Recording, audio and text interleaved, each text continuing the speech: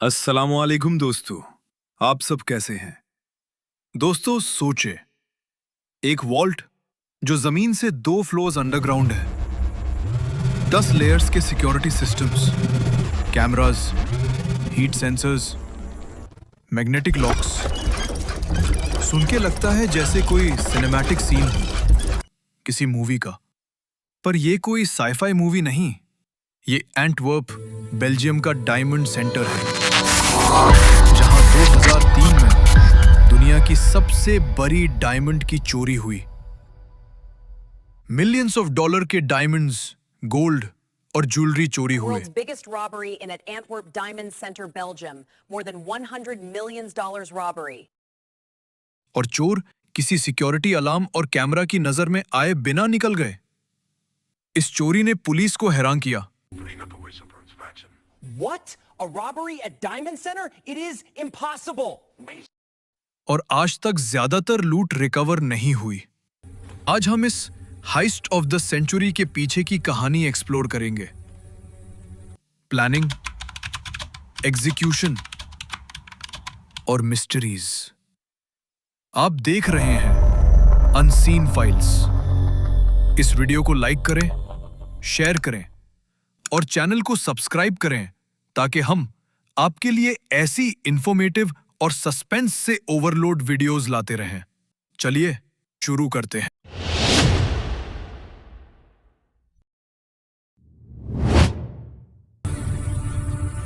Part 2. Antwerp, Belgium दुनिया का diamond capital है। यहां 80% से ज्यादा रॉ डायमंड्स ट्रेड होते हैं और डायमंड डिस्ट्रिक्ट में प्राइवेट सिक्योरिटी, सीसीटीवी और आर्म्ड गार्ड्स हर जगह है। एंटवर्प डायमंड सेंटर इस बिल्डिंग में था, जहां वॉल्ट 2 फ्लोर्स अंडरग्राउंड था, protected by 10 security layers, 100 million के कॉम्बिनेशंस वाला lock, infrared sensors, semiconductor detectors और मैग्नेटिक फील्ड अलार्म्स। इस जगह से इन डायमंड्स और गोल्ड को चुराना इम्पॉसिबल माना जाता था। High value assets. Believe us, join us, and be a part of safest diamond center. लेकिन एक मास्टरमाइंड था, लियोनार्डो नोटर बार्टोलो। इसने इम्पॉसिबल को पॉसिबल कर दिखाया। कैसे? ये थी उसकी 3 साल की प्लानिंग की रिजल्ट, जो मास्टरमाइंड था, लाइक मनी हाइस्ट्स के प्रोफेसर जैसा।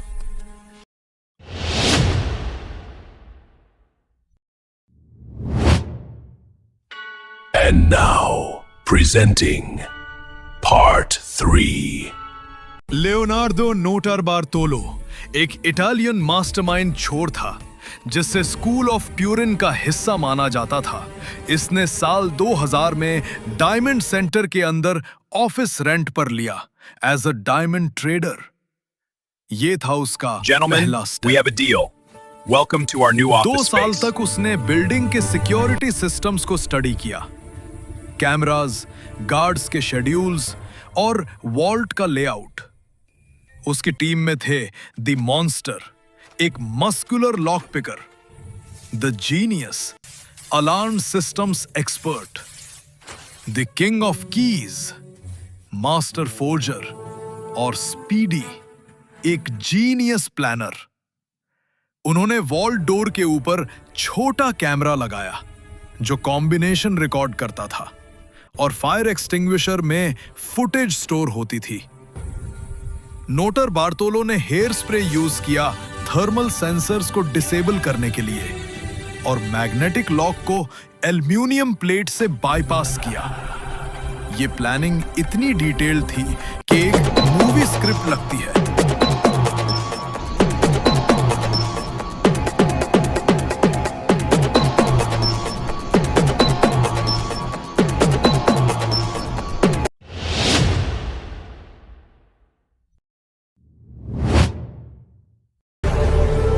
Now, introducing Part 4. 15 फरवरी 2003, वीकेंड की रात। नोतर बार्टोलो और उसकी टीम डायमंड सेंटर में दाखिल हुई। उन्होंने लाइट्स बंद की और पॉलीस्टाइरीन शील्ड से इंफ्रारेड सेंसर्स को ब्लॉक किया। मैग्नेटिक लॉक को एल्यूमिनियम प्लेट से बाईपास किया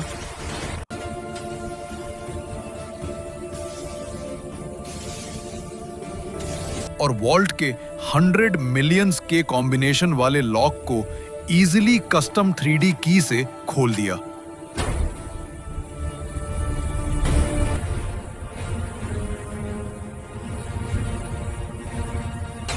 अंदर 189 सेफ डिपॉजिट बॉक्सेस में से 109 को अनलॉक किया गया। हर बॉक्स के अपने की और कॉम्बिनेशन थे।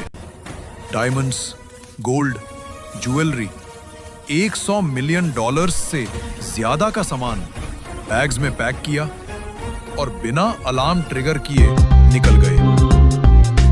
सुबह तक वो एंटवर्प से निकल चुके थे। और दोस्तों, यहां आता है एक ट्विस्ट। आपने सुना ही होगा, जल्दी का काम शैतान का काम होता है। इसी जल्दबाजी ने उनसे एक बहुत छोटी सी गलती करवा दी। आगे देखते हैं क्या हुआ।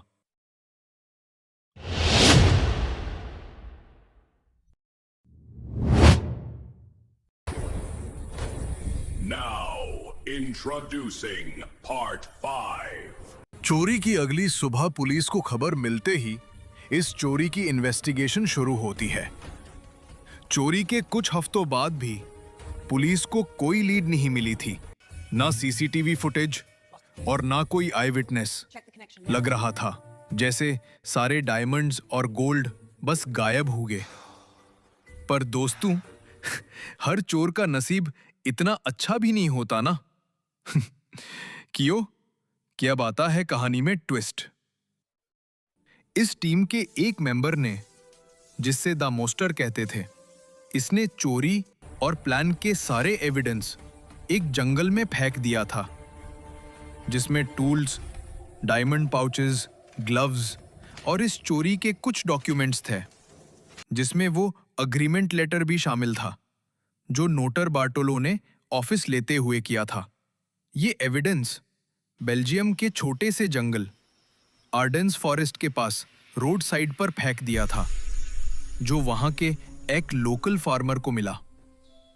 वो फार्मर अपने काम के लिए सुबह वहां से गुजरा तो उसे एक बैग पढ़ा हुआ मिला और उसने जब वो बैग खोला तो ये सब चीजें देख के कंफ्यूज हो गया। फिर उसने पुलिस को वो बैग लाके दे दिया। पुलिस ने जब उस बैग को फोरेंसिक लैब भेजा तो सब सामने आ गया। टूल्स जो चोरी में इस्तेमाल होने वाले औजार से मैच होते थे, और सबसे इंपॉर्टेंट चीज वो अग्रीमेंट जिसने सब कुछ साफ कर दिया। एंटवर्प डायमंड डिटेक्टिव स्क्वाड ने नोटर बार्टोलो को अरेस्ट किया जब वो वापस डायमंड सेंटर आया। साल 2005 में उसे 10 साल की सजा हुई।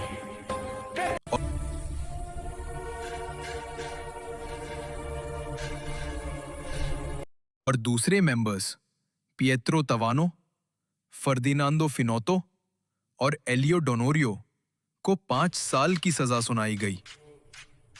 लेकिन ट्विस्ट ये है, ज्यादातर डायमंड्स आज तक रिकवर ही नहीं हुए। नोटर बार्टोलो ने क्लेम किया कि ये इंश्योरेंस फ्रॉड था और असली लूट सिर्फ $20 मिलियन की थी।